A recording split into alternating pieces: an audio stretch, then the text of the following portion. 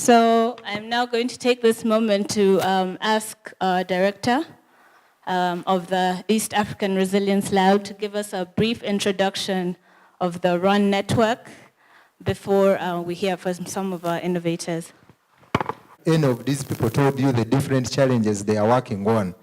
People are doing health, others are doing disaster-related innovations, others are doing innovations in agriculture, and that's why I'm telling you they are multidisciplinary teams. So what we do at the network, we mobilize each of you, and this space is open. You don't pay to be here, you don't pay to belong here, but when you come with an idea, we pay you for your idea. So we give them money. We give them money to develop their ideas. So we've supported these innovators from scratch. Some of them come with ideas when they are just thinking that if I do this, you've heard people talk about Mars, that I want to go to Mars. Next time we will see them there. Don't think it is just an imagination. Even most of the products that you'll be exposed to before you leave this place started as ideas, prototypes, like you see that thing. You see it there. In the next few weeks, it will be a fridge, that one. They are reimagining the fridge for people in the markets. One day, so that you don't need to have a lot of money to go and buy a fridge from these Indians. They are going to make fridges from the bottles of water that you throw away after you've taken water. That is how you start imagining, and that's what we call innovation. So you come with an idea here at Resilient Africa Network, you go through the hands of experienced mentors, like Natasha has explained. We have so many people here. They mentor you. You get to the community, and for us, of course, the focus is the community. Get to the community, come back in the lab and design. Get back to the community and test. So it's an iteration process. Then in the end, you're able to come up with an idea that you sell and get money. We even build your capacity to be able to sell your own products and get your own money. Become billionaires. All the billionaires in this world are innovators. You can never be a billionaire if you're not an innovator. Facebook started recently, innovation, and that's what we call innovations. Innovations should be able to sustain them themselves. And there are so many procedures you go through to sustain yourself. And now that's how we bring together the different partners. Of course, Spreader is one of our many other partners that we think we can work with to take this far. If we talk of taking this country to a middle class income, it is not going through the rhetoric words of the politicians. It is being able to have innovators like you, each of you coming up with a product, being self-reliant, employing yourselves. Use RUN as a platform so that you can achieve something in your life and be able to move to another level. We have so many people whom we have trust in, and each of you can do it. There is no one who is born an innovator. That's what you need to know. You just need to study your challenges. These challenges are in your communities. You're living with these challenges in the communities, and we must come with solutions from the challenges that we live with. So, and that's what the network is trying to do. Apparently, we are doing this in 13 countries in Africa, working with 18 universities, which is led by Makerere University. But we also have partners that are supporting us in this. We have Stanford University from the Silicon Valley. You've heard about Stanford University, and you've heard about the Silicon Valley. So these are the people we are working with.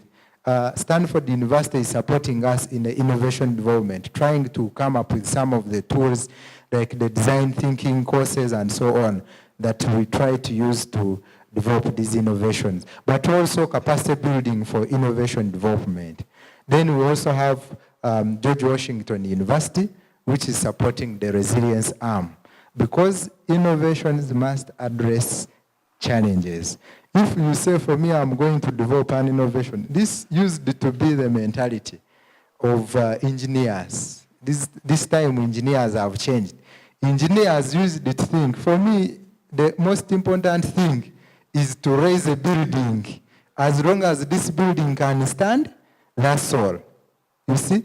But now they do not know that they are building them for what? For humans, for human beings. That's why you see some of them falling on them and killing them. Because for them, the principle was to make a building stand.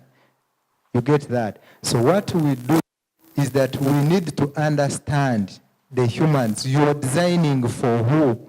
Which challenge are you going to work on? What problem are you solving? So that is why she started with people identifying what? Problems. And so the resilience arm that the George Washington University is helping us on is trying to understand communities and challenges so that we can design solutions that are more tailored, more focused to the challenges in the what? In the community. Also, the adaptation of your innovation will also be higher if you focused it towards solving a certain what? Challenge. So that is why we link innovations with community and with different challenges, so that you know what am I going to solve.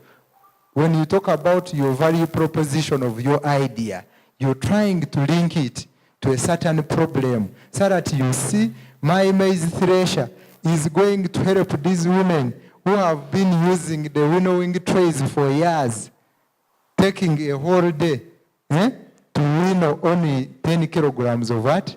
Maize, but you use the thresher to do a ton in 1 hour. So you're trying to link a certain solution to a what?